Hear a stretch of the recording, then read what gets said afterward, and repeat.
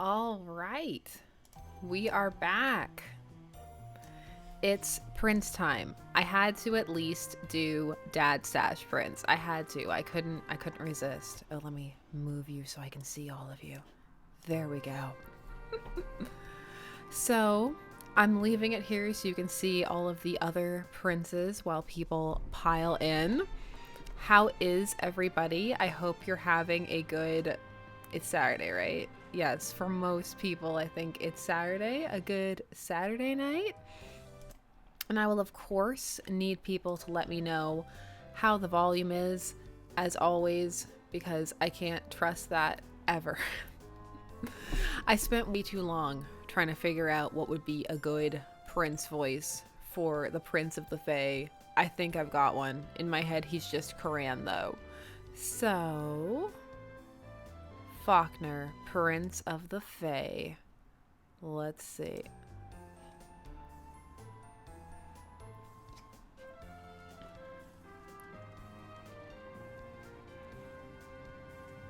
There we go.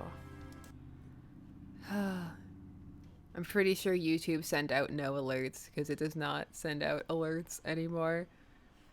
It's a life full of sadness and a lack of alerts, but that's okay. I gather my things and head down to the main hall to meet Prince Faulkner. Faulkner? Faulkner. It's gonna be both this entire time, I know it. Hi! Almost at once I see him, standing on a banister near the entrance. I knew he was gonna be small, but wow, he can't be larger than my hand. Okay, no, he's bigger than your hand. He's bigger than your hand for sure. That's right, Jim. Dadstache all the way. But he catches my eye right away, as if lit by a beacon of light. Oh, let me know about the volume. I did just start, Karina. Let me know about the volume and let me know if I'm in the proper place on the screen. You know me. How is everybody? There's a lot of people here. That's right, there are. Most of them are travelers, tired and worn out from the cold outside, slumped and inconspicuous. Volume is good? Yeah, thanks, Jim. Prince Faulkner, however, stands with his chest thrown out, his stance firm and bold. He looks proud, dignified, and despite his size, completely at home in his surroundings, like he walked right out of a portrait of some dashing hero from history. She's already gone. She's already gone. That's fantastic. That's our Rosemary. And to think, I thought he'd be hard to spot. Instead, I can't imagine noticing anyone else before him. He's too small and far off for me to see his expression, but I can tell he's seen me when he turns his face towards me and curtly nods. He gestures for me to approach, waving his arm in a large enough arc that he can be sure I'll see it from across the room. I approach him slowly, still unsure. As I come closer, the details of his face come into focus. His dadstache, his beautiful dadstache, his Bajoran earring. His features are sharp, smooth, and handsomer than I expected.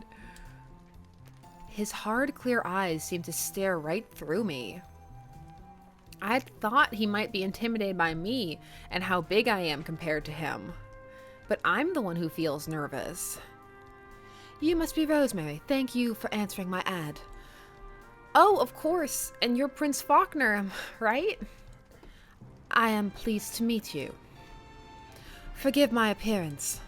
I usually try to dress up when I meet someone new, but my time and supplies are short, so you'll have to suffer these drab travel clothes.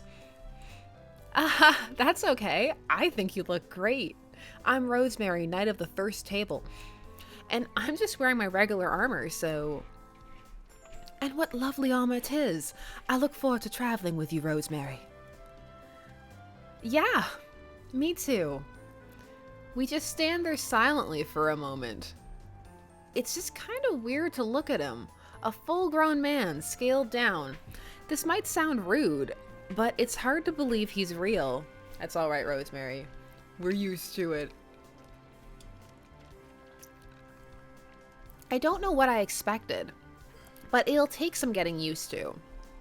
Not to mention the way he looks at me with those sharp, commanding eyes. I can't explain why I get so nervous when he makes eye contact with me. I'm not usually like this. That's a lie, and everybody knows it. Everybody knows it. She's always like this. I feel so dumb for getting all tongue-tied, but for the moment, I just can't think of what to say. Well then, we're not going to be standing around here all day, I hope. Do you have everything you need? I'm ready to leave as soon as you are. Oh, sorry. Yes, of course I'm ready. Very well. He clears his throat and adjusts his posture slightly, like he's psyching himself up for something to say. I'll have to ride you for most of the journey. There we go. Starting off right. Starting the Let's Play off right. Sorry? On your shoulder, not to worry. I don't weigh enough that you'd notice.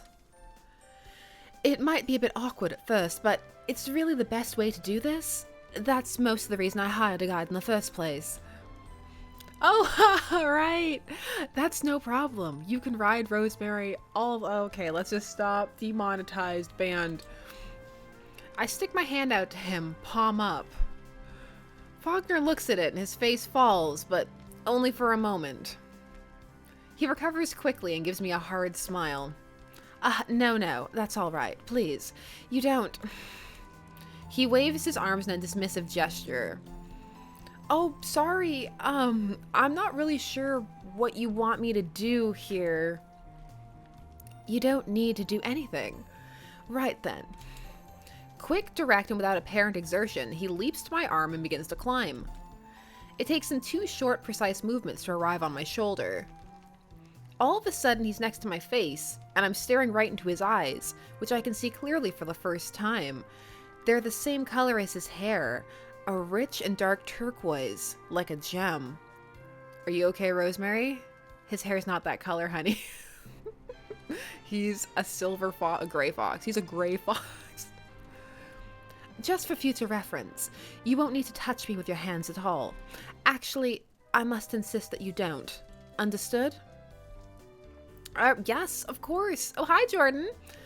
I guess that's a thing for you? Sorry, I didn't know. What?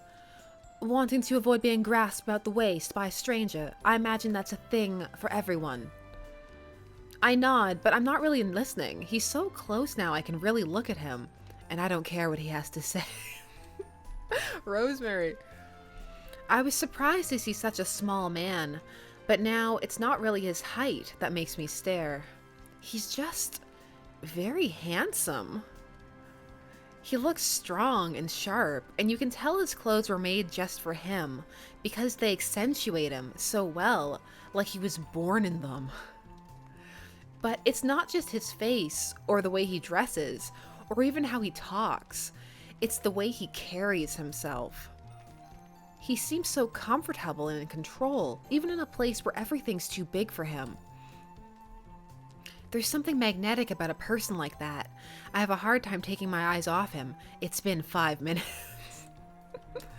Honestly, I don't usually get all flustered like this. Maybe it's just because he's so close, and it's making me feel weird. Of course, it's not polite to stare, or a very smart thing to do, which I find out firsthand because while I'm staring transfixed at Faulkner, I managed to walk right into the door. Ow!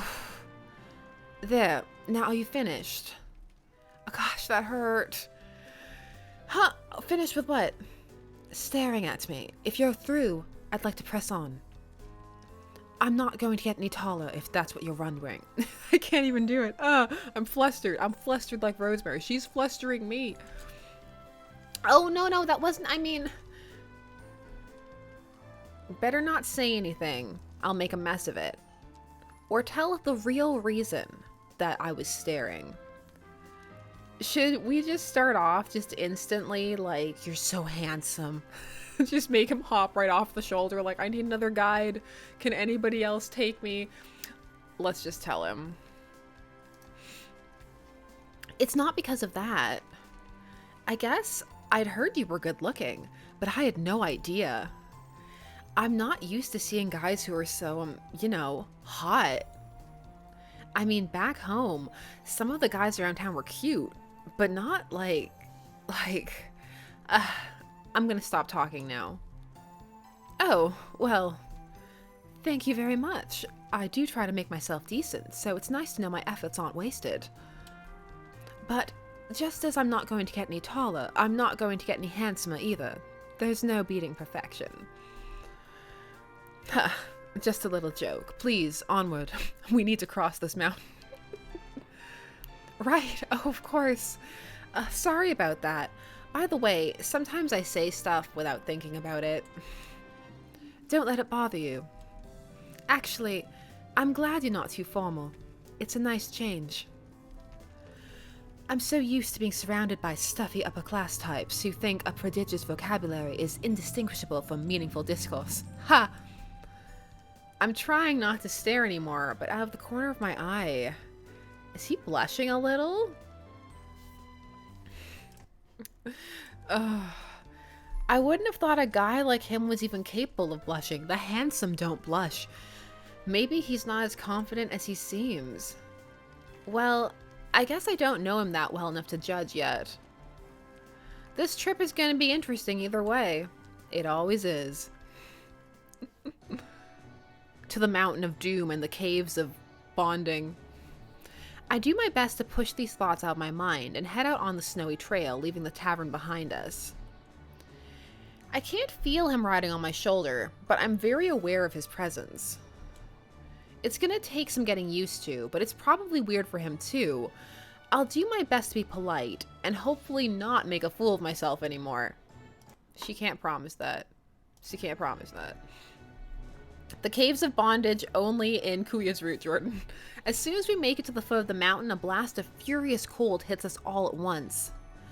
The wind whips my hair back, and I squeeze my eyes shut as tiny shards of ice sting my face. Whoa, Mount Needle sure knows how to say hello. Let's check to make sure I'm not blocking our wonderful tiny prince. Faulkner stays quiet, but I can feel a faint tug on my hair. I realize he's holding on to steady himself.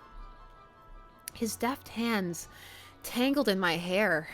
I'm glad my face is already red from the cold. Wow, Rosemary, just everything. Rosemary has every kink.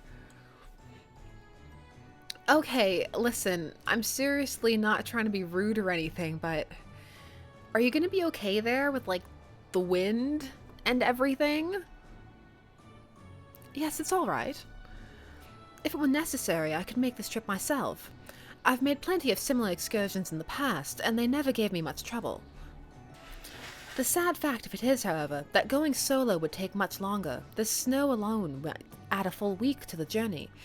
What am I doing? Why can't I do it tonight? And in this case, time is of the essence. Oh yeah? What's the big hurry? You have a fancy party in Starlight City to get to? Yes. Yes, he does. Actually, yes. I'm getting married. Excuse me? That's not allowed? This is the mountain of love. Married? He's getting married? I know it's silly, but I feel oddly deflated. Well, that certainly is very, very important. You can't be late for your own wedding. That's one of the main things about getting married, I assume. Yes, I think you're right. We'd better make haste. There's something hard in his eyes as he says that, though. Or am I just imagining it? Either way, I'm sure it's none of my business. Once the prince is secure on my shoulder, I start walking. So, what's the Fey Kingdom like? Didn't your people, like, invent the airship and stuff? Why aren't we taking one of those? Is that not an option? How come you didn't take one of those to Starlight? Exactly. We've invented a great many things. An airship is indeed what carried me to the tavern, but our ships aren't made for flying in harsh weather. The tavern was as far as they would bring me. After that, I had to arrange an alternate mode of transport. I kind of resent being reduced to a mode of transport. But it's all right. As I've said, I've done my fair share of hard travel in my life. This shouldn't be much different, even if I must partially rely on you. Hey, I'm not that bad. Hey, I am not that bad, am I? Oh no, of course not. It's just... Try to understand. I look at you, and it's hard to imagine how such huge, thick legs and feet aren't just constantly tripping over themselves. Wow, he just came out and said that, didn't he? I like to think I have a pretty thick skin. If somebody doesn't like how I look, they can just go ahead and keep being wrong. That's right, Rosemary. That's right. Live your life by that creed. Respect. But with him, I feel like I can't just let it go. That's totally ridiculous. When have you ever seen me trip over a thing except for that door I walked into? That does not count, your Lord Handsomeness. I suppose that's fair. You are rather steady on your feet. It's just that, navigating a dangerous stretch of land such as Mount Needle, it requires delicacy, finesse, a certain precise quality of movement which a person of your size simply cannot have. Your legs are like massive pillars, well suited to hold a slab of rock off the ground, but I wouldn't ask them to dance. Oh, like you're such a good dancer. Well, I'm not the best of the best, but I am classically trained. Oh, I don't care. What do you know anyway? I'm delicate, I'm precise, I'm graceful as anything. Oh yes, of course. So much so that you walked into a door within 5 minutes of meeting me. Called out. Called out by me, called out by Faulkner, called out by the chat. I told you, that was just because, oh, never mind. Besides, that could happen to anyone. Who among us hasn't walked into a door? I have never once walked into a single thing that I did not intend to walk into. That's the first thing they teach you at the academy of not walking into things. His mention of an academy stirs something in my memory. Oh, Katie, he's riding on our shoulder. He's about the size of our hand. Yes, that's right. Some of the scholars I used to work for mentioned some big famous school in the Fey Kingdom. Oh, you mean the Lafata Academy, right? You went there? I've heard it's very prestigious. Or more accurately, snobby. But I'm not going to say that out loud. No, go ahead. He insulted your legs, your thick, beautiful legs. Guilty as charged. I'm impressed that you've heard of it. Oh, why? Because you think I'm too big and dumb to know what a school is? I never went to any fancy academy. I probably couldn't even get into yours. I'm trying to keep the resentment out of my tone, without much success. Don't be silly. Of course you'd get into Lafata. Oh, yeah? Oh, why? And why? Oh, you wouldn't. I thought he was being nice. I'm reading what I want to read. And why not? You'd never fit through the front door. Oh, shots fired. Ellipses, just the silence. Look at him smirking. How dare you, sir? Ha! You got me. Yes. I've had that one in my pocket for a while. Oh, an achievement. What is this? A library for ants? Oh, that's great. I love it. A school for ants. Zoolander reference. I take a small break from walking and lean against a tree. It's good to know he has a sense of humor, but I'm still not sure how I feel about how he talks to me. It's still better than Kuya, to be honest. I steal a glance at him. From the look on his face, he seems to have some idea of what I'm thinking. Rosemary, I do apologize if I've been rude. You may not believe this, but I don't take any pleasure in being so venomous. I've been feeling anxious lately. Not that it's an excuse. You're helping me, and I should be more appreciative. Apology accepted. I hope I wasn't rude either, or do you really think my legs look huge and gross? No. We know that your legs are wonderful, and you keep that self-esteem. He can just keep being wrong about your gorgeous, thick legs. I think apology accepted. Apology accepted. I hope I wasn't rude either. No, you've been very accommodating to me so far. I could hardly ask for more out of a companion. Thank you, Rosemary. You're welcome. I'm just trying to do my job, you know. Of course you are, and you're doing it well. I should certainly be more respectful and try not to pick at you. It's uncouth. It's just that, well, you must understand that from my perspective, you're rather large, so it doesn't always occur to me not to mention it. He's blushing. He's blushing. I don't mind you mentioning it, but you shouldn't make assumptions either. You wouldn't like it if I called you small all the time, would you? He smiles, but his eyes narrow. I can tell how much he hates it. As a reasonable person, I can understand why you might see me that way. But the fact is, I'm not small. I happen to be the ideal height for what I am. A perfect specimen of a fey gentleman, some would say. Well, I'm the perfect specimen of a Rosemary, then. He smiles at me again. This time I can tell it's genuine. I can certainly believe that. Point taken. So, I guess you're probably not used to people my size, huh? Let me fix that. On the contrary, I deal with your kind quite often. I travel regularly on behalf of my kingdom. If a man truly loves his home, his duty is to leave it, so he should know its worth all the more by comparison. Taking that to heart, I have visited every major city in the land. I'm not content to be some pampered prince, sitting at home giving nothing back to the people who gave me everything. Though I do admit, I've been handed many things on a silver platter. Enrollment at the Lafata Academy, to name just one. A school which many of those less fortunate than I would have given anything to attend. I never forgot that fact. I always worked as hard as I could and excelled at all my studies. My skills are hard-earned, not simply the result of my impeccable breeding. I wanted to take full advantage of what I was given, and so once I finished my education, I put those gifts to work, in the service of my kingdom. I travel, meet diplomats, research, and engage in politics firsthand. I even served in a volunteer army for a time. It's okay, Faulkner. I believe you work hard. You don't have to keep trying to convince me. Oh, pardon me, was I rambling? I'll continue to work hard as long as I live.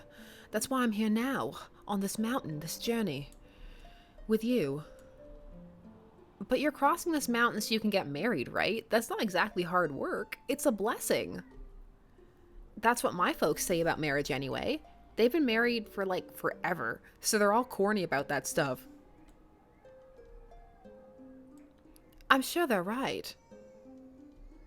But, Rosemary, may I be honest with you? In a way that may tarnish your spotless impression of me. Of course, Faulkner. The truth is, my feelings about this marriage are mixed, to say the least. I mean, don't mistake me, I do feel excited. But then, when I think about it for too long, I start to feel somewhat ill. But perhaps it's natural to be nervous. I suppose it goes without saying, but I've never done this before. Wow, really? You've never been with someone before? That's not what he said. Rosemary, that's not what he said. That's where your mind is. In the gutter. My God. My dear, I most certainly have. But that's neither here nor there. Rosemary, why? Why are you like this? I've never been married. I'm not sure I know how to be a husband. There wasn't a class at Lafata Academy for that particular discipline. Let's think about this. Are you at least marrying for love? Yes, I believe I am. It took him a moment to answer. Did he have to really think about it? And there's that hard look in his eyes again. And why should I feel sad talking about this? I barely know him, but I feel it all the same. Well, if you're sure, I know it will work out. If you're sure you have the right reasons, that's like a solid foundation, and everything else will build on top of that. You may be right. You are singularly wise, Rosemary. No way, I just pick stuff up here and there. Do you really think so? Oh my gosh, calm down, girl. Well, of course. How could I not? How about you? There must be someone special in your life. Oh, no, I've never had anything like that, actually. Ever since I left home, I've been trying to become a knight. It's busy work, and I don't stay in one place for long. So I don't have a lot of opportunities to, like, meet people, except on quests like this. That's why I'm so thirsty. Actually, I was kind of excited to meet you. But that's just fine. It'll happen when it happens. Or just, like, break up your marriage, marry me. Actually, you know what? I'm just going for it. It's that kind of night. Actually, I was kind of excited to meet you. Actually, I was kind of excited to meet you. I guess that's pretty silly to admit. I mean, for one thing, you're a prince and I'm just some girl who isn't even a real knight yet. Not to mention how small you are. Like, no offense, but it couldn't really work, could it? I mean, unless it could, tell me. Oh, I don't know about that. If I weren't engaged to be married, I might. Oh, right, and the married thing. Gosh, I really shouldn't be saying this stuff to you, like, at all. I'm sorry I interrupted. What were you going to say? That's not important. You're absolutely right, of course. I'm engaged, so never mind. Hush! There's a sick Mr. Shipper on the couch, blowing his nose, ruining the ambiance. Although, just for the sake of correcting misinformation, relationships between people of your size and mine are very much possible. I happen to know that firsthand. Really? They are? We could. I mean, hypothetically. But, how would that even work, though?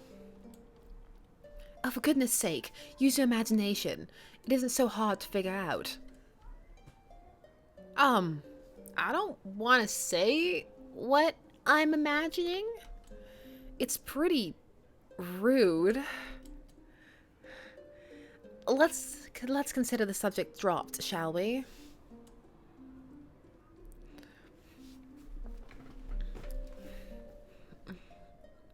We're both happy to move on, so we keep walking, or I do at least. Faulkner keeps writing. I actually needed answers. Like, Artemis, I'm with you. I'm like, I need answers. My questions haven't been answered. So far, I need answers so much I can't talk. So far, Mount Needle hasn't lived up to its dangerous reputation, but I know anything could happen out here. It can, and it has. I do my best to keep my guard up, and eventually we come to a path that splits. Okay, I've studied the trails. I'm pretty sure we should follow this lower path. It's the long way around, but it'll be much safer.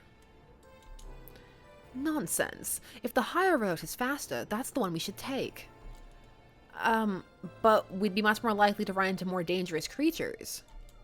Also, it'll get much colder up there. I mean, it's cold now, but it could be way worse. I don't want to argue about this. Don't you remember what I told you? Time is of the essence. Sure, but if we get attacked or if the weather acts up, it'll end up slowing us down more, won't it? Listen, it's my job to keep you safe, so... Not likely. You're here to be, well, for lack of a better term, my steed. I'm responsible for you, so I'll be the one keeping you safe. Having said that, we shall do as I say. What? If you even, like, take one step into this snow, you'll be in up to your head. And if it keeps on snowing, you'll never get out. Rosemary, what's the matter with you? What do you mean? I'm just stating the obvious. How could you possibly protect us? Forget it. Rosemary, I suggest you keep that gigantic mouth of yours shut. What? What's that gigantic thing about? You think you're better than me because of my size or something? Not because of your size, no.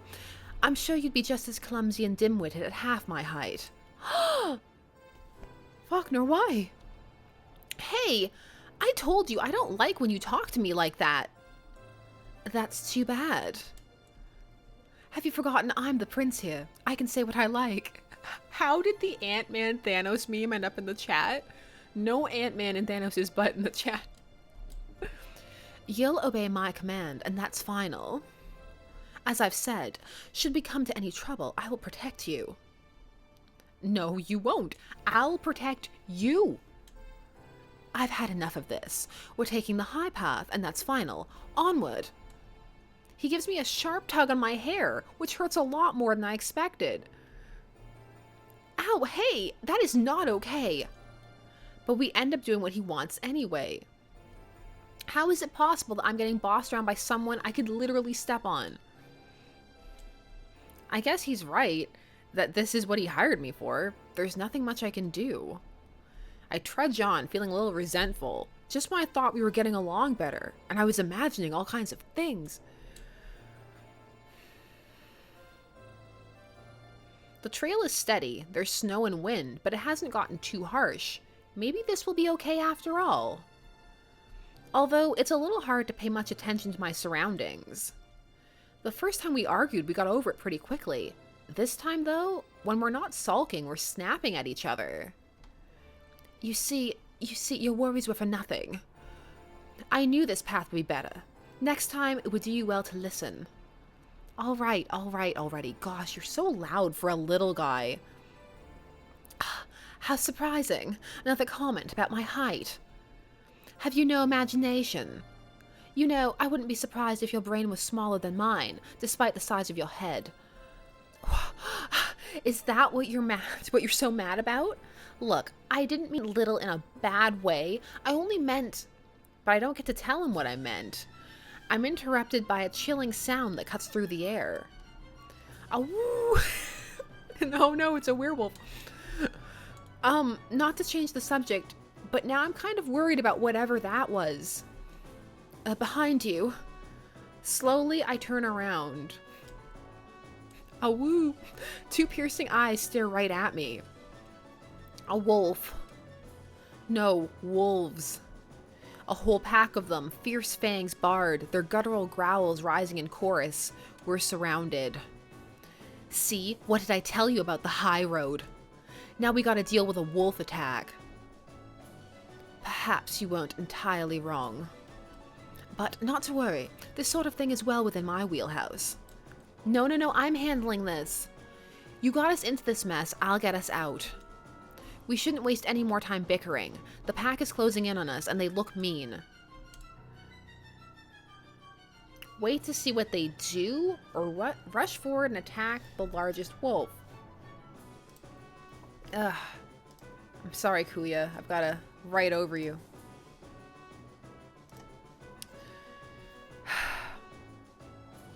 Let's wait. Last time we put an animal's eye out, and we really didn't have to. Pfft. I decide to wait to see what they do, but while I have my eye on the largest one, another wolf attacks. Before I can register what's happening, it's on my legs. I kick it away and almost topple over. Two more wolves leap atop me, scrabbling for a weak spot in my armor. I can take them, I know I can, but there's just so many. More than I thought. I grab for my sword and manage to knock them away. But as I get my bearings, I realize for the first time that Faulkner is no longer on my shoulder. Faulkner? Faulkner! In the second it takes for me to cry out, the wolves are on top of me again. I need to get to Prince Faulkner before the wolves do, but I can hardly get them away from me. The largest wolf, fangs bared, lunges for my throat. I've got to think of something fast. The large wolf stops short and crumbles into the snow. There's a small spurt of blood at its shaggy neck. What the... I catch a glimpse of a small shape darting through the air. Another flash, another wolf falls down dead. The rest of the pack are glancing around, panicked, searching out their invisible attacker. The tiny shape lands on a boulder, and I finally see it for what it is. Prince Faulkner! There's a bloodied spear in his hand, glittering like glass in the snowy sunlight. From here I can see his face. He doesn't seem scared, or even very excited. He has an expression of measured calm, of certainty, that of a man who is doing a job and knows how to do it well. Rosemary's into it. He leaps again. It's amazing. Impossible. How high and fast he can jump. And another wolf falls, pierced through the throat, and killed instantly. By now the rest of the pack have caught on. They dash off and disappear into the mountain. Faulkner, that was amazing. With one last graceful leap, Faulkner returns to his place on my shoulder. He wipes his brow, exhales, and gives me a conspiratorial wink. Bit of a shame to have to slaughter them like that. Poor things are only doing what nature intended. Still, if nature is red in tooth and claw, then there are times you must strive to match it. How do you jump around like that? You must be so strong, like really strong. It just comes from combat training and experience, nothing more. Still, I'm not one to reject a compliment. Thank you. Although I can't help but notice that you didn't do much. Hey, I was caught off guard. If you'd given me a chance, I would have... We're interrupted by a low, vicious growl. Out of the corner of my eye, I see a lithe and muscular shape slink towards us. A snow leopard poised to strike. Maybe that's the real reason the wolves ran away. Before I can blink, it lashes out, unleashing its deadly claws. Faulkner notices only too late. Oh dear. Fortunately, I'm ready to move. I twist my body, jerking my shoulder away so that Faulkner is just out of reach of those claws. Leopards are much more dangerous than wolves. I'm gonna have to finish this quickly. The leopard pounces and I duck at just the right moment. I grab my sword and in one fluid motion, I slide my blade into the beast's chest, right through its heart. The leopard doesn't have time to cry out in pain. It gasps, voiceless, and dies. Well then. Once I'm sure the leopard is done for, I retrieve my sword and wipe the blood off in the snow. Rosemary, I have to admit, that was some very nice footwork. But if you hadn't moved at precisely the right moment, I would have been killed. You're not nearly as clumsy as you look. High praise. Really though, I mean it. You were amazing. Thanks, Faulkner. I'm sorry I doubted you when you said you could protect me. You're obviously an amazing fighter. Well, it's clear to me now that the same goes for you. Once again, I find myself staring at Faulkner a little too long. This time, though, he stares right back. That spear of yours is pretty cool. Is it made of glass? Oh, it's a type of clear diamond, actually. A special product of the Fey Kingdom. We found many uses for it. Would you like to see it? I take it gingerly, even though it's like a toy spear in my hands. It's surprisingly heavy. Wow, it feels hefty. Even to me, it must be hard to carry. Annapolis. Sometimes a spear is just a spear. No more so than your sword is for you, I'm sure. That thing is almost as big around as you are.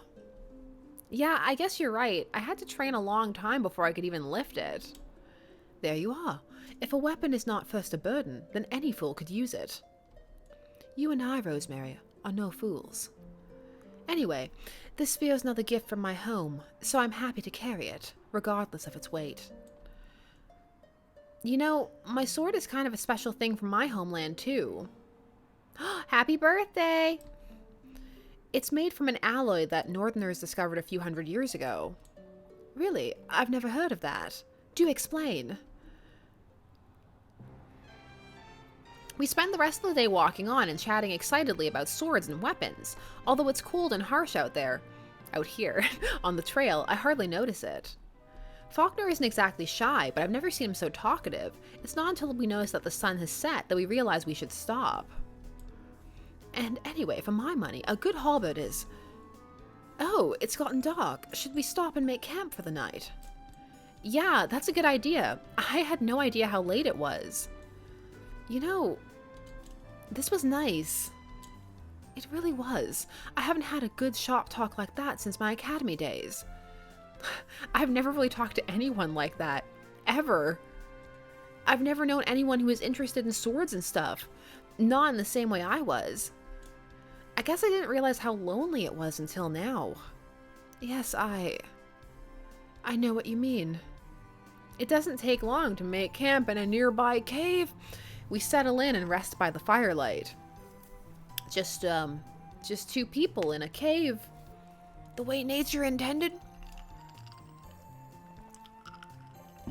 I'd say the journey is going pretty well so far, give or take a wolf attack or two. Ha, I quite agree, you know. You've been working hard all day, carrying me, slaying beasts. Why don't you sit back and let me make you some dinner? Sure, that sounds good, but I only brought rations like dried meat and stuff. I don't know what you could make from that. Rosemary, Rosemary, Rosemary. Do you take me for some ill-prepared dullard, wandering around without the makings for fine cuisine always close at hand?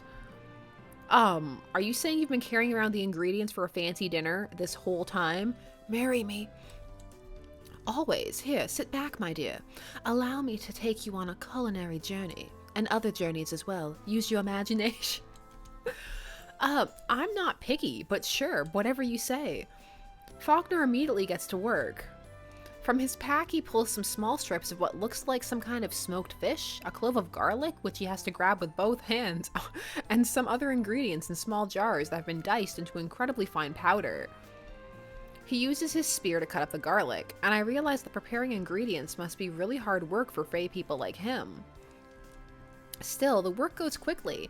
From how confident and at ease he is, it seems like he enjoys cooking, and does it often. He cooks. He's a keeper. I guess this is why I never quite think of Faulkner as pompous.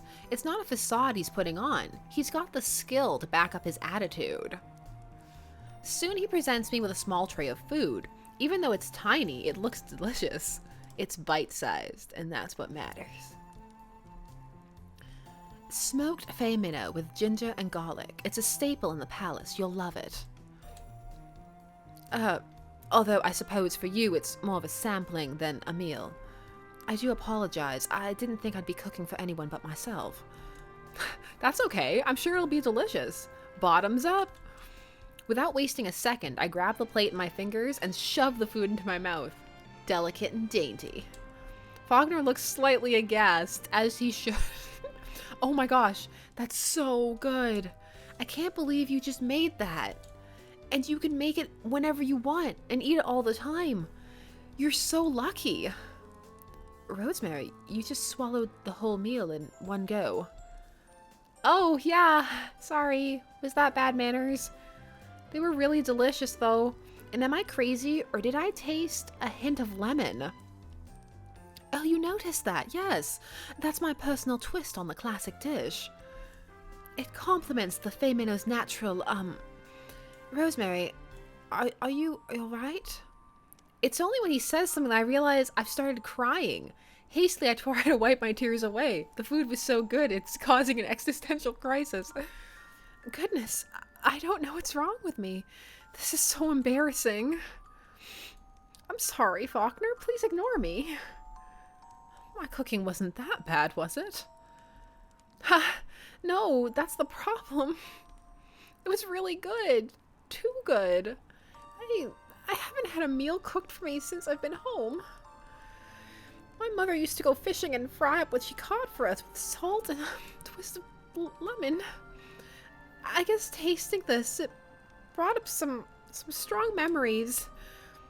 Faulkner comes close and hops onto my pack, so he's high enough to put his hand on my arm. Even though he's so small, his touch is surprisingly warm. It's very soothing. Thanks for being sweet to me. I'm sorry, I really don't cry very often. You miss your home. It's understandable. I miss mine too. How long have you been away? A long time. I left to become a knight. I don't want to give up. Not ever. This is more important to me than anything. But sometimes I just miss my family so much, and I can't help but daydream about what it would be like to just go home. I can't do that, though. Not until I can make them proud. Not until I can make myself proud. I'm just stubborn like that, I guess. You're not stubborn. You're passionate. You're determined. It's admirable. For whatever it's worth, I'm already very proud of you. Oh, I added an extra very. I'm thirstier than her. It takes a stout heart to make a sacrifice for something worthwhile. I'm glad you think so. You know, I think it's a good sign that your cooking made me cry. It means the taste of it went straight to my heart. You're a great chef. Faulkner smiles but looks away and runs a hand through his hair. He chuckles low under his breath. The way you do when you're not happy about something, but have to laugh at it anyway. Faulkner, is something the matter? It's just that I'm cooking for you and talking to you about your feelings, your hopes, and regrets, your dreams. I suppose this must be what it's like to have a wife. I could get used to it if she were like... He doesn't finish the thought, but casts me a meaningful glance. Is he saying that he wants his wife to be like me? I feel a little rush of excitement and a twinge of guilt. I bet you'll be happy to see your fiancée again once all this is over. Actually, Rosemary, I've never met her. Huh? What do you mean? It's a purely political marriage. I decided our union would be the best course of action for my kingdom. I sent her a letter declaring my intentions a month ago, and she agreed. I have no idea what kind of person she is or how I feel about her. All I know about her is that she's fey like myself, and wealthy. Other than that, my bride is a stranger to me. Oh, I didn't know that. I feel a strange fluttering in my chest, at once dizzy and at the same time light and free. I realize this is my chance. I grab him and use my imagination. So you're not really... I mean, you're not in love with someone else or anyone? I mean... No, in fact, until I reach the city. I suppose you could say I'm unattached. What happens in the cave stays in the cave. That's interesting. That's knowledge that Rosemary appreciates. She'll tuck it in her pocket for the next cave. My face is red again, but since we're warm by the fire, there's no blaming it on the cold this time. You must really love your kingdom, huh? Yes, I do. My kingdom, my people. They've given me everything. Not just the academy or the royal family, the kingdom itself, my home. Our cities are so beautiful and unique. Standing amongst the buildings, you can't truly be unhappy. It elevates everything, even what's inside you. And since the other kingdoms are so big and made the world in their image, we had to make our own world by ourselves. It's all ours, only ours, and it's perfect, and I couldn't be more proud. At home, I wake up at the crack at dawn, just to see our buildings bathed in sunrise. I've seen a lot of this world, and there's nothing in it more beautiful than that. It makes my heart ache that I can't share it with everyone. I would have liked to share it with you, perhaps. I could come see it, couldn't I? I suppose you could visit, but you could never... Kevin, it's a romantic moment. Stop dying. Stop it. You're ruining the atmosphere. I could never see it like you do. No, you never could. Well, maybe I could see a piece of it. What do you mean? Show me something you learned there. Something from the Lafata Academy, maybe. Then it's kind of like I'm seeing a little part of your kingdom, isn't it?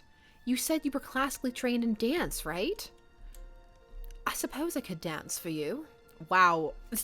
Of all the things in this game, this is one of the kinkiest for me. Okay. I'd love to see that. What's with that mocking tone of voice? I assure you my dance is quite beautiful. Shall I? He stands and gets to a graceful position, while in the narrator's head she's just hearing Living Dead Girl by Rob Zombie. Wait, not like that. I can hardly see you from way down there. Do you have a better idea? I could hold you. If you were in my hands, I could see you up close. I don't know. Never mind, I'll just lie on the floor. It's not so bad to be touched by me, is it? Or, never mind. I'll just lie on the floor. I don't know. I mean, they're both such good options. Mm. I don't even know. I don't know what to pick. I'm floored. um, Save and do both. Okay, overwrite. And, it's not so bad, right? Come on. Get in my hand. No, in fact, it might be nice. So I crouch. Yes. Achievement. Where's my achievement? I deserve an achievement for this. And extend my cupped hands. My face is calm, but my heart is pounding. He steps onto my palm and feels light, but solid. Very slowly, I bring my hands up to my face. I'm looking at him right in the eye, in a way that was hard to do before. I can see all of him now, closer than ever. Forgive me. I might be out of practice. It's been years since I learned this. He stands with his arms and legs in a graceful curve. I wait patiently for him to start. He's so close, and I have an excuse to stare at him this time, so I'm going to take advantage of that. After a few moments, he still hasn't started to dance. Actually, he looks kind of troubled. Is everything okay? I can still lie on the floor. It's just, I feel rather foolish doing this on my own. This should be a couple's dance. I wish I could take you in my arms and really show it to you. Oh, yeah, that would be good. And anyway, I find myself distracted. Forgive me, but I can feel your warmth all around me. Rather like being embraced, and your face is so close, it's hard to think about anything else. He's staring right at me now. No wonder I'm distracting him. My face must look so huge. Rosemary. I wonder if it's strange or sort of scary. Rosemary, you are so beautiful. Oh. He steps closer to my face. At once I feel very awake and intense, open to notice every detail and feel every touch. What about my dance? Oh, who cares about that? Yes. He comes closer and closer. I feel small hands on my cheeks and then my mouth. His fingertips brush my lips softly and slowly. I can't help but shiver. I had no idea I'd be so sensitive there. Those tiny fingers are so light, and the way they touch me with such finesse. I've never felt anything like it before. And then I feel his mouth. He presses his lips all over mine, slowly and deliberately, moving from one spot to the next. I feel the pleasant brush of his mustache, his teeth, gentle yet urgent. It's the strangest kiss I've ever had. It's the only kiss I've ever had, in fact. But I can't imagine wanting anything different, anything more. I'm sorry if that was untoward. I couldn't help myself. I'm glad you couldn't. I want to stay awake, but I'm so exhausted from the journey today, and I can tell Faulkner's tired too. I get comfortable on the floor and pull a blanket over myself. I wait for Faulkner to get his own bedding ready, but he doesn't move. Instead, he pulls gently on my fingers, wrapping them around himself. He wants me to hold him tonight. I hold him to my chest so he'll be warm, and we fall asleep like that, together. We set out together early the next morning. For the first few hours, we don't say much. There's a beautiful sunrise and it's snowing, but not too heavily. Faulkner rides in his usual place on my shoulder. I wonder if I should bring up what happened last night. It was so nice. So unexpected. No, it wasn't unexpected at all, girl. I hate thinking that it has to be over so soon. I want more and more nights like that. I want to keep learning about him and being surprised by him. I want him to learn about me, too. But he's getting married. There's no way around that. Unless he decides... No, there's no point in thinking like that. I'll just get my hopes up. Just as I decide that it's better not to say anything, Faulkner breaks the silence. Rosemary, I think I like you very much. And I hope you'll forgive me for being so direct, but do you feel the same way about me? Don't do this to Rosemary.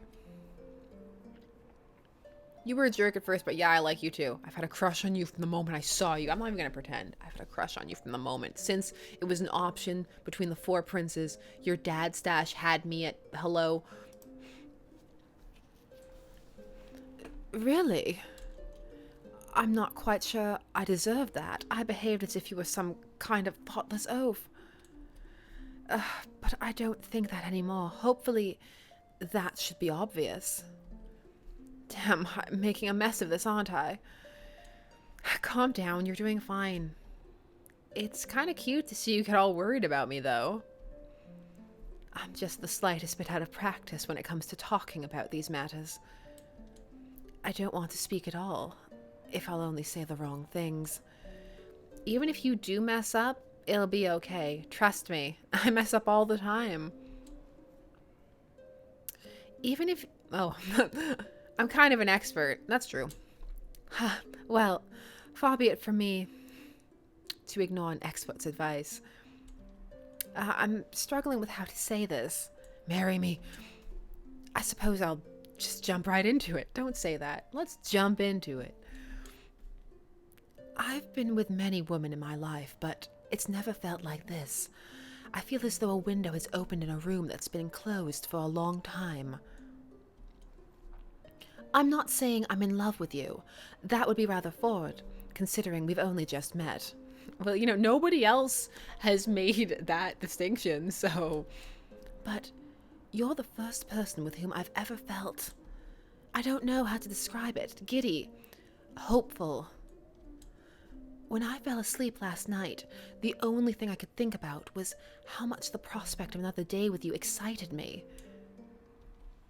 You're the first person I've ever wanted to fall in love with. My heart feels like a bird fluttering around in my chest. There's something so wonderfully scary about hearing someone say the very thing you hoped they would. Like you're afraid you'll wake up and find out it was just a dream. Gosh, Faulkner, that's... I don't know what to say. But you must understand, I never thought I would feel this. I thought I wasn't the kind of man who would ever fall in love. And it's because I thought of myself that way that I ever entertained the idea of a political marriage in the first place. If I knew I'd never marry for myself, why not marry for the kingdom? But now I just wish I'd met you first. Then again, if I'd never made this journey, I wouldn't have met you at all. Damn it to hell. But if you feel differently now, I mean, I'm not saying you should leave her and marry me instead, except it's exactly what I'm saying.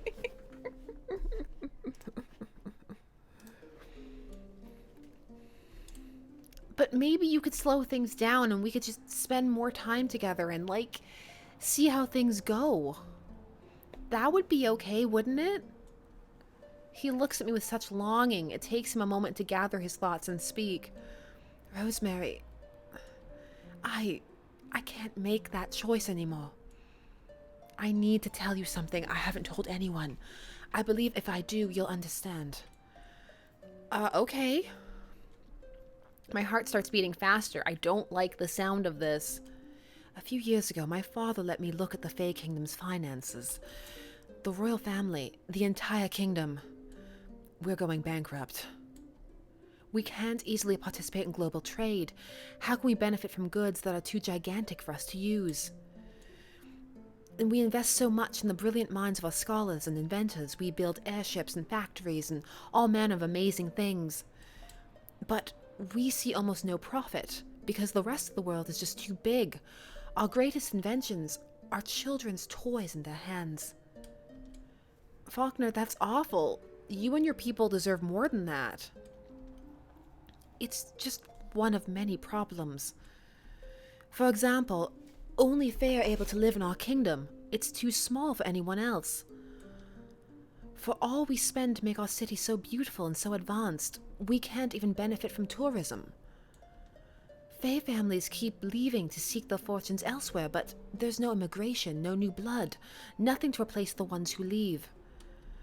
Our people have only two options: stagnate or dwindle. we have dwindled. Slowly and gradually, our population, our resources. In a handful of generations, we'll have nothing. Oh wow, I had no idea. No, we don't like to share our weaknesses if we can help it. Sometimes, we don't even like to admit them to ourselves. But I don't get it. How could one marriage possibly fix a problem that big? It's so simple, so perfect. I thought myself a brilliant forward thinker for devising this scheme. Now I almost wish I never had. I'll try to explain. As you're probably aware, not all Fae people live in our kingdom. A good many families left to live in the other kingdoms with the rest of you. And many of those wayward families have thrived financially. However, I believe they suffer in a different way. The Fae Kingdom turns its back on them as traitors and deserters. They lose touch with their home, their culture, their history. They must struggle every day to exist in a world that was never made for them. Even when they succeed, they're always suffering, always too small. And because they are in essence exiled, they can never go home to where they belong. But these wayward Fae are still my people. I know they are. The woman I've been in contact with is the daughter of a particularly wealthy Fae family, one that has lived in exile out in the Southern Kingdom for centuries. Her family's riches alone would be enough to keep the royal family thriving for generations. I'm starting to see where this is going, but that doesn't make it any easier. Our union will not only solve the Fae Kingdom's financial problems temporarily, I believe will also address the problem in the long term. My bride-to-be is quite well known, even among those in the kingdom who reject outsiders. And I, of course, am the prince. We represent the two halves of the Fae. Our marriage would be seen as a symbol of unity. The Fae are one people, no matter where we live or what we do. The kingdom need not turn its back on those who left, and can welcome their experiences and prosperity. The wayward Fae need not lose their connection to their history, their culture, their people. In fact, we might even encourage more to venture out and make their fortune knowing they can always return. I can bring the Fae together in ways that last. We need never be estranged and impoverished again. But why does it have to be you who does this? Couldn't it be someone else? Rosemary, I am the only son of the king and queen. It can only be me. And even if it wasn't the case, I've known nothing but happiness and success in my life. But I know that everything I have, everything I am, my people gave to me. Which means my life is not truly mine. I owe it to them. I do marry out of love, but not for a woman I've never met. I love my kingdom. And I must save it, or else how can I stand to live? Do you understand? Of course I do. I knew you would. You care so deeply about what you love. We're the same in that regard. But if you were to lose your home, or if you found out you could never be a knight, you'd never give that up for me, would you?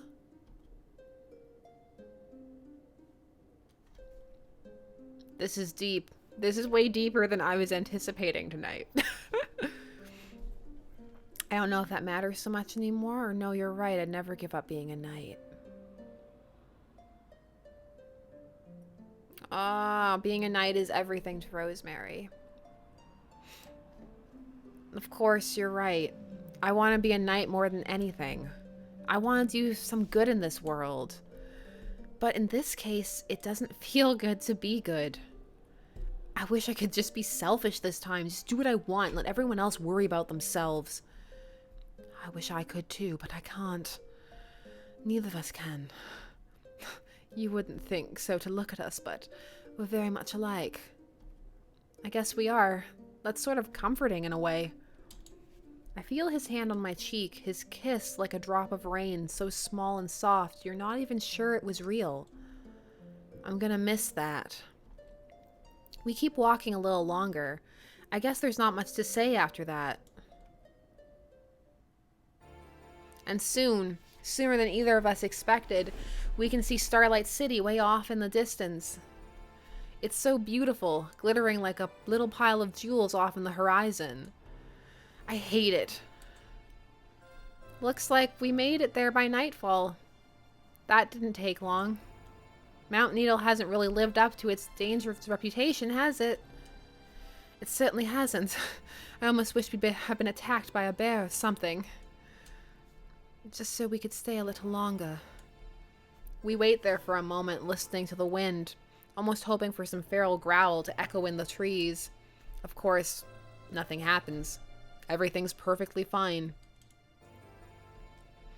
Nothing's ever there when you need it, is it? You know, the weather is looking a little rough. Maybe we should camp early to be safe, of course. Yes, I think you're right. The snow could get much worse at any moment. We don't want to tempt fate, do we? The weather is absolutely fine. We're lying to ourselves and we know it. Just so we can have one more night together. But if one night is all we're going to get, I'll take it. To the cave. It doesn't take long to set up camp in a nearby cave. In fact, the sun is still up by the time we're done. I feel a little guilty about it, knowing Faulkner's bride-to-be is waiting for him. But not that guilty. We eat dinner together, me sitting with my legs folded and him perched on my thigh. It's kind of nice having you sit there. Blushing already, are you? It's quite becoming. No, I just... Okay, maybe I'm blushing a little. I mean, you're touching my thigh. That's so intimate. Rosemary, my dear, please don't be offended by my asking, but have you been with anyone before? I remember you said you hadn't been in love with anyone, but have you been, as you put it, intimate? What makes you ask that? He softly rubs his hand against my skin. Even though his hand is so small, his touch feels electric. Well, if you see this as the height of intimacy, it occurs to me that we can do much better than that.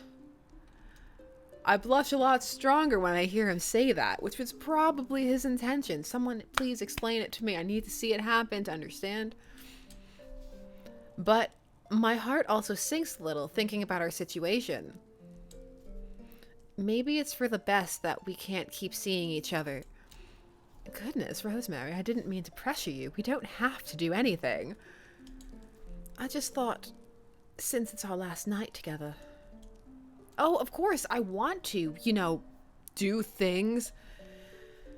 Gosh, I can't believe I just said that out loud. But what can we even do? I mean, I'm so big and you're so... We just don't match up, Don't be silly. Our difference in size was never the problem. Didn't I tell you, dear? I haven't been in love before, but I've been with many women. Not all of them were Fae. I'm not so close-minded as that.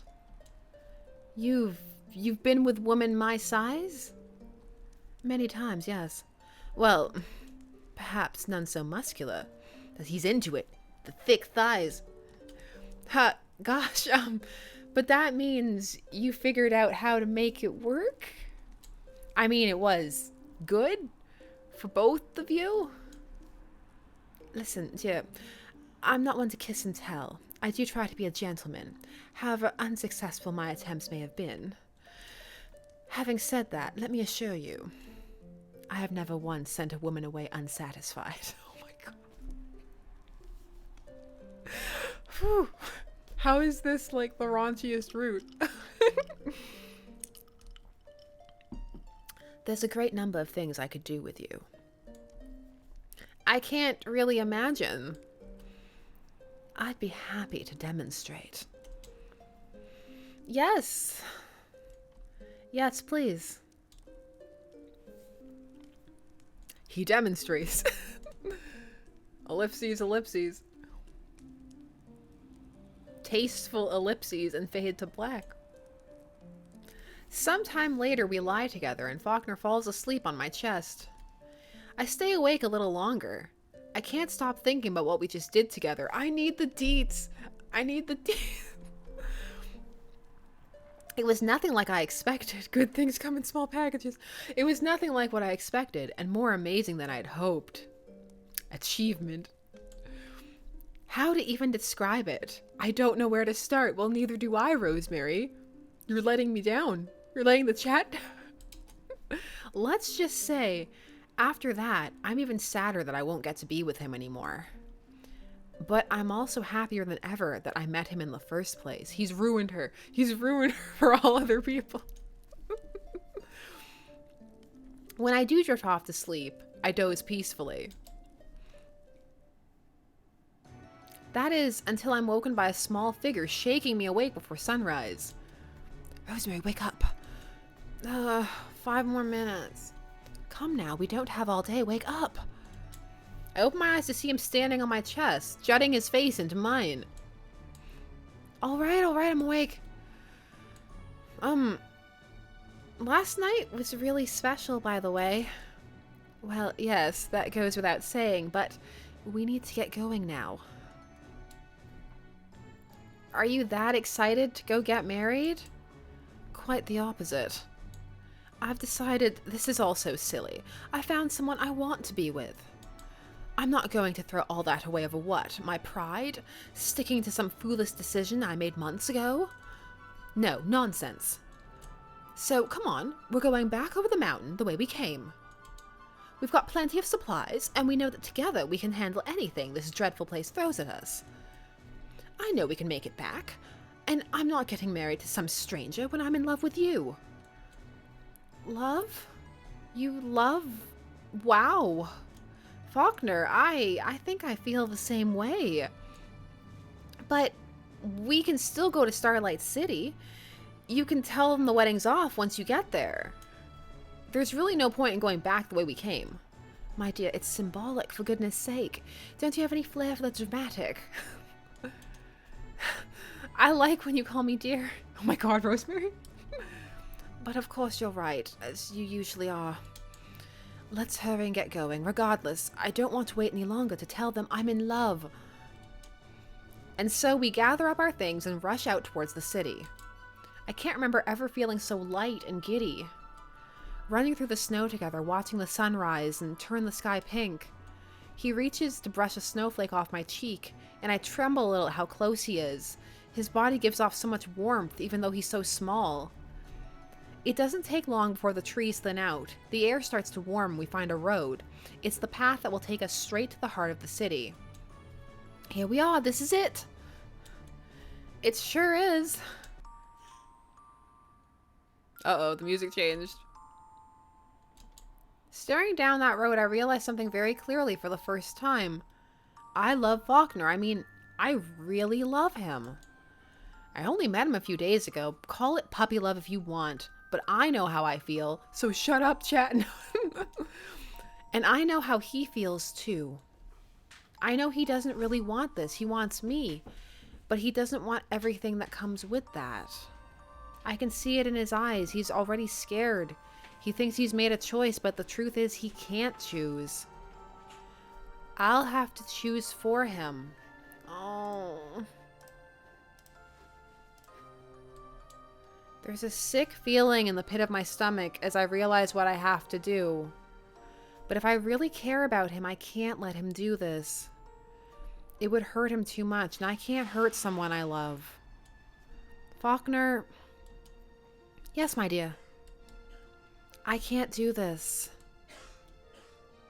What do you mean? This is just too sudden. I can't be with you. I'm supposed to be traveling the world, trying to become a knight. I need to be free to do that. I could go with you. I'm a prince. I can do whatever I like. Well, that's another thing. You're a prince. I'm just a farm girl. And we're too different in lots of other ways. It just wouldn't work. We have to be realistic. Rosemary, you know damn well that's not a real reason. What are you doing? You're a terrible liar, you know. He saw right through me. Of course he did. The truth is, I can't ask him to betray his people. I'd never forgive myself. It's too selfish, too impulsive, too thoughtless. And I know that Faulkner would always regret it. He loves his kingdom. He'd do anything for them. I can't let him run away with me and leave his duty behind. That's just not who he is, and it's not who I am either. Faulkner, please don't make me say it. You know why we can't. Yes, I suppose I do. For goodness sake, what was I thinking? There'd be even more of a rift between my people if I ran off for selfish reasons. To think I was ready to throw my whole kingdom away, and for what? For... You know, I still think it might be worth it. Faulkner, we can't. Thank you for being the one to say it. It must have been hard. It was. It was really hard. I care about you, Faulkner. I care about you too. And I want you to know one thing. When I'm married, I'll always think of you and the time we spent together. Even if I fall in love with her, I'll keep you in my heart too. You're my first love, and that will never change. And just like that, it's over. I would say that my hopes were dashed, but the truth is, I never really believed we were going to run away together. It was just a nice dream we let ourselves share for only a little while. Once we're in the city, he kisses me softly one last time. I let him down onto the road, and we go our separate ways. Because he's so small, it doesn't take long for him to disappear into the crowd. As soon as he does, it all hits me at once like a weight on my chest, and I can't get off. I sit in the middle of the road of Town Square and cry. It's not really accurate to say I'll never see him again. For one thing, he'll become King of the Fae, and I'll see him at his coronation. But more importantly, in the years to come, Faulkner's plan will work out exactly the way he knew it would. I'll see his face in portraits everywhere, a symbol of hope and progress known across the land. The face of the man who united the Fae, and together with his queen, brought his people to a new age of prosperity. Move that over there. See the glory of his face? As for me, I become a knight. I get to do all kinds of amazing things. But my most heroic deed, I have to keep a secret. That once upon a time, I saved the King of the Fae from throwing away his kingdom. When I saw him at his coronation, I didn't say hello. I was deep in the crowd, and he was up on his podium, so I couldn't even see his face. Still, maybe I was just imagining it, but I could swear I felt his eyes on me. I hope he knew I was looking too. Though I never again carry him on my shoulder, I always carry his memory in my heart. Just like I know he does with me. My feelings! Oh man. That was all the feels. That was absolutely all of the feels. So how are we doing? That was a lot of a lot.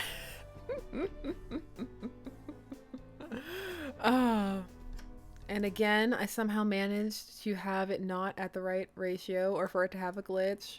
One day I'll get it right. I believe in myself. It was good though. I liked this route a lot. I liked it. So thank you so much. I actually, while the credits are rolling, I picked up so many more over the last week or so. I have a backlog of them. I'm back at work though, so I don't have as much time as I used to. But I have so many more. I can't wait to show you some of the other ones because it's gonna get a little crazy. I'm perfecting a French accent for one because it's required. It's for reasons. It's not Dominic. There are reasons, legitimate reasons for the character to be French, and it's gonna happen. I'm looking forward to that one. So thank you so much for joining me. I'm gonna have to leave you guys on that bittersweet note, But I will see you all again when I can. Thanks so much for spending some time with me of your day, your night, whatever it was. And I'll see you when I can. Bye-bye.